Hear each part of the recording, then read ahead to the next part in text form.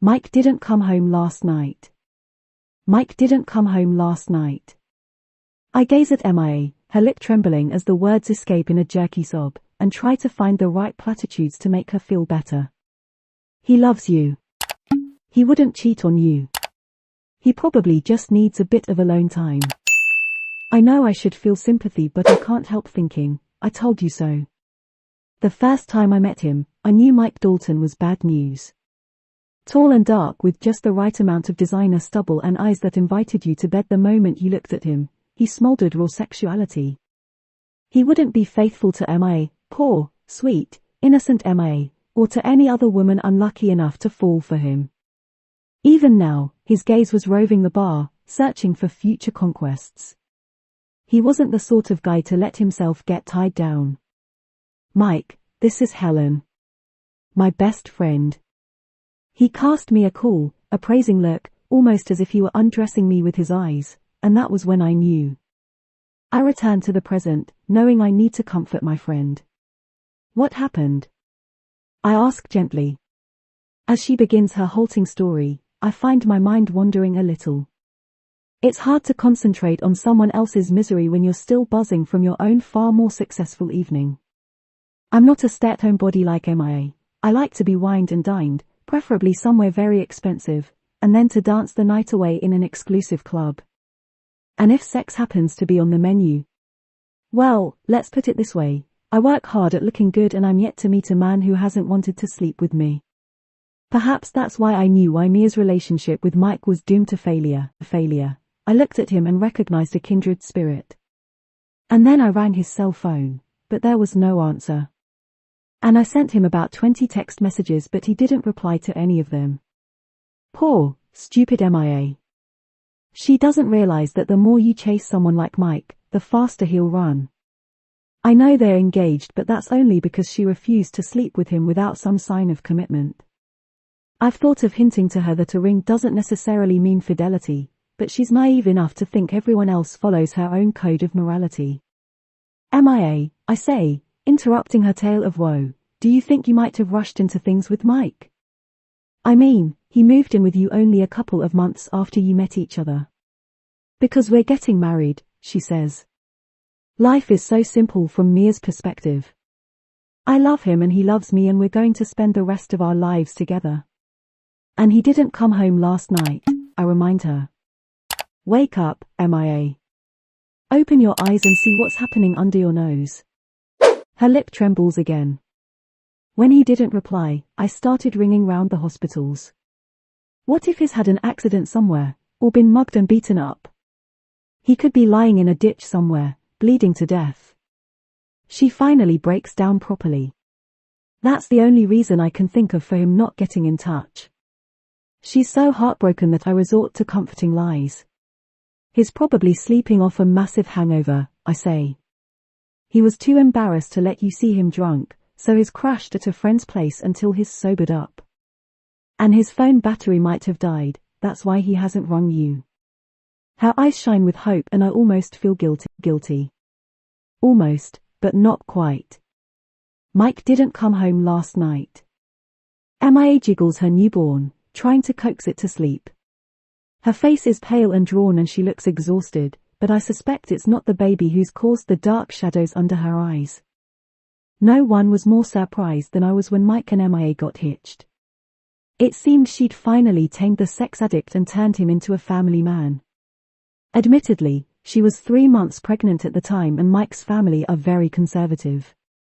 His mom's a staunch Catholic who'd made no secret of her disapproval when they'd started living together without being married first, and there was no way she would have let Mike abandon the mother of his family's first grandchild.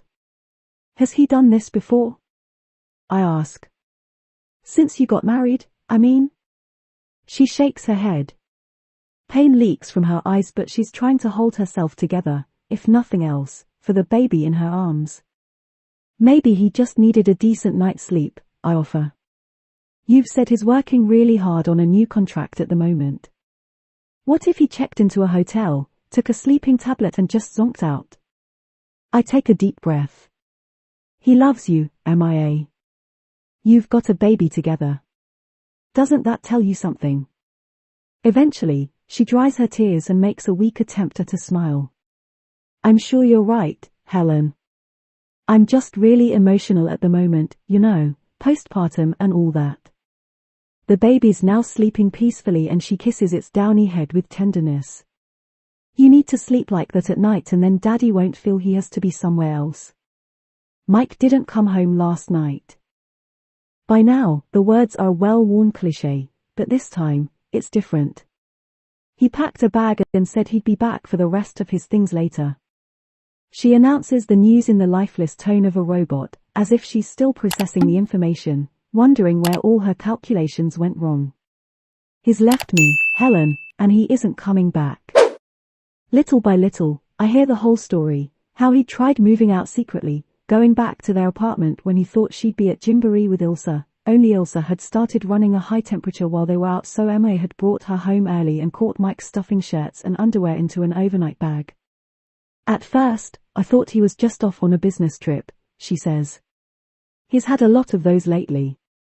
But when I asked when he'd be back, he told me the truth. She's staring at her fingers, twisting her wedding band round and round as if it's the magic ring in a fairy tale that will give you your heart's desire. I've been so stupid, she says in that hollow, empty voice that makes me want to cry. All those times I thought he was working late, or away on business, he was with her. He says he's in love with her, that he wants to be with her and not me, us. Her gaze travels to Ilsa, sitting on the floor, playing with squashy blocks, and I know she's wondering how Mike can walk away from his daughter before she's even reached her first birthday. Did he? I choose my words carefully, not wanting to set off an emotional avalanche. Did he tell you who this mystery woman is? She shakes her head, the pain too new, too raw. She's still in denial. She knows he's gone, but she thinks if she doesn't talk about it, it won't hurt as much. I don't understand, and now her voice finally breaks. I don't understand how anyone can steal someone else's husband like that. But he wasn't always her husband. On the night Emma introduced us, Mike was still unmarried, not even engaged. The evening is imprinted on my memory, the vivid blue of the cocktail I was drinking, the thumping beat of the music playing in the background, the smell of his cologne as the three of us sat down at a table and the jolt of electricity as his hand grazed my thigh when Emma wasn't looking. He was never right for her and we both knew it. He could have ended things there and then, before her heart got broken, and after a decent interval of time, we could have started seeing each other openly. But there's always a certain frisson in having an affair, the sneaking into hotels in the middle of the day for secret sex sessions, the elaborate lies and alibis you concoct to avoid detection, the thrill of knowing you could be caught at any moment. Admittedly, he should have finished their relationship before she got pregnant, but by the time he knew, it was too late. Before you start judging me, I'm not proud of myself. I never wanted to be a marriage wrecker. Mia's my closest friend, has been since the day we met in 8th grade. But this thing with Mike was bigger than both of us, all three of us if you count him as well. When he undressed me with his eyes on that first evening, I knew exactly what he was thinking. You're hot and I want to sleep with you. And that's what I was thinking too as I met his gaze. There was never a choice, I had to have him. Did I feel guilty? A little, but not enough to make me stop seeing him. Besides, I used to argue with myself, if he wasn't seeing me behind Mia's back, he'd be cheating on her with someone else. At least I was someone who cared about her enough to make sure she didn't find out. It would have destroyed her if she'd known. She was convinced he adored her as much as she adored him. Anyway, they weren't even sleeping together at first. I wonder now if that's why he stayed with her even though he had me. Perhaps he viewed her as a challenge, he wasn't used to women saying no. I have to confess, it hurt when he proposed to her. I wasn't jealous, it's not as if I wanted to marry him myself, but it made me question whether he liked her more than he was letting on. And for the first couple of months, they both seemed genuinely happy. He was cooling off towards me, almost as if he didn't need me now he had a warm bed to go home to every night. I didn't want to lose him, so I started dating someone else. If Mike thought I was unobtainable, I knew he'd try to get me back. He couldn't bear the thought of anyone else playing with his toys. And he was so desperate to sleep with me again that when I said I wanted him to stay over, he couldn't refuse. That's when he started working late. And what MIA didn't know wouldn't hurt her. I wonder now if MIA knew, subconsciously, that he was cheating on her. Did she get pregnant on purpose to make him stay with her? Mike was never that into the idea of having children, but MIA knew his mom would be on her side. She told me so right after she got the result of her pregnancy test. For the next 7 or 8 months, every time she asked me to go with her to the hospital or showed me the photo of her latest scan, my gut twisted when I thought about Mike's baby growing inside her. I'm not the maternal type myself, but the man I loved was having a baby with someone else, and it hurt. I'll never forget the day she went into labor. She'd asked me to be her backup birth partner, just in case Mike was away on another business trip, and she rang me in a panic when she couldn't reach him. Of course, he and I both got dressed straight away and headed for the hospital, in separate cabs, naturally. There would be time to pick up where we'd left off once this baby was out of her. That night, I stayed over at his place for once. MIA was still in hospital with the baby, so we spent the night in their carved wooden bed with the satin sheets I'd given them both as a wedding present. I pulled out all the stops. I needed him to see me as the antithesis of MIA. She'd looked pale and exhausted in the hospital, her face bare of makeup, her hair in rat's tails. I shimmered with sexuality, my lips red and luscious, my underwear enticingly scanty. I should have felt guilty, but I didn't. Mike's always been like a drug I need more of, and I needed an even bigger fix that night to stop me thinking about MIA and their baby and how messed up everything was. I tuned back into our conversation, Mia's last comment still ringing in my ears. I don't understand how anyone can steal someone else's husband like that. Am I lying by not telling her the truth? People say that what you don't know can't hurt you. I'm keeping quiet to protect MIA, that's all. She's too fragile to handle a double betrayal. So, you don't know who she is? I ask again. MIA shakes her head. I can't bring myself to tell her that Mike's now living with me. And it's easy at first to keep things a secret. Mia's far too busy looking after Elsa to put any effort into investigating what Mike's up to these days. I buy a blonde wig and use it to cover my dark hair when we go out, just in case anyone we know sees the two of us together. Sometimes, we pretend we don't know each other. I sit in a bar on my own and he comes over and tries to hit on me. If I play hard to get, he ups his game until I agree to go home with him. Occasionally, I give in straight away and we end up in a bathroom stall or in the alley outside.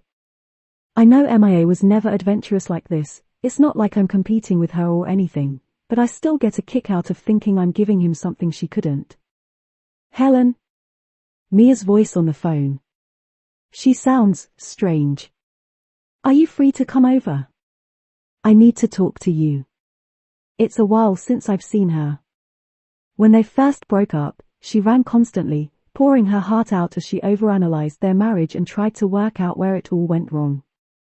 After several weeks, I started putting her on speakerphone, letting her noise drone on the background while I did my nails or sorted laundry. The occasional aha Elvis style was enough to convince her I was listening. I've been sorting through the filing cabinet. Mia's cheeks are tear-stained. She looks like she's been crying again. She's probably found the receipt for their wedding rings or the sample menus from the wedding caterers. I pull my face into a mask of concern. What did you find? Something that's brought up painful memories. Not exactly. 2 pink spots appear in her cheeks. I was sorting through old household bills, trying to work out where I could economize, and I found these. She dumps a pile of cell phone bills on the countertop in front of me. Mike used to pay for both accounts, so I never bothered looking at any of the bills before now. I just checked mine every month and then let him file it away. So, were you being overcharged or something?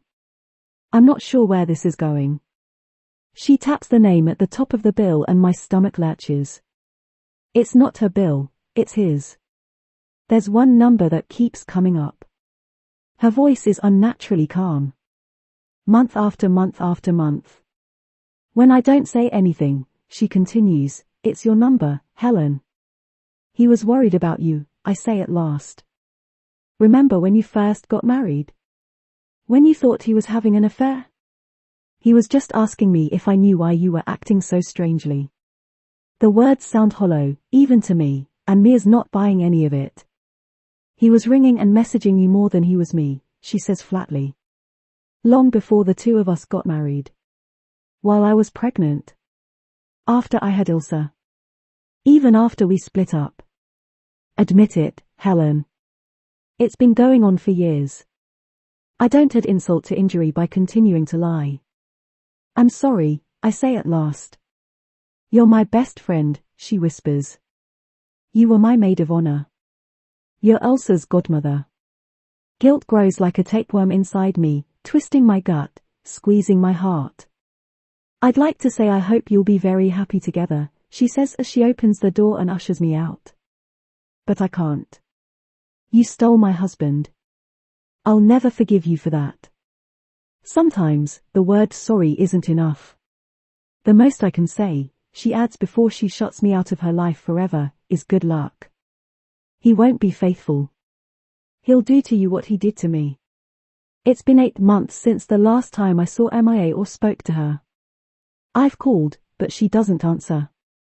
Every day, I'm aware of how much I miss her, and every day, I wish I still had her in my life. She's the only one who'd understand what I'm going through right now, because Mike didn't come home last night.